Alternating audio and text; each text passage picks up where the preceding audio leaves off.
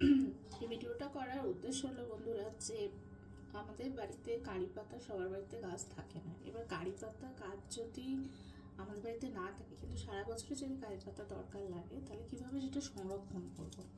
প্রথমে কারি পাতা বাজার থেকে নিয়ে এসে এরকম একটা প্লাস্টিকের মধ্যে পুরো কারি পাতাটাকে ঝুলিয়ে রেখে দেবেন বেশ কিছুদিন।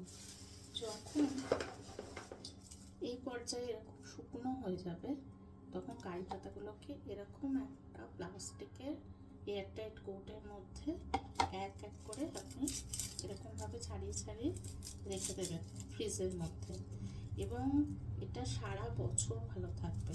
আপনি যতদিন রাখতে চাইবেন ততদিনই এটা ভালো থাকবে। এভাবে আপনি সারা বছর সাউথ ইন্ডিয়ান খাবার খেতে পারবেন, বা যে কোনো পনিরের মধ্যে দিলেও ভালো লাগে।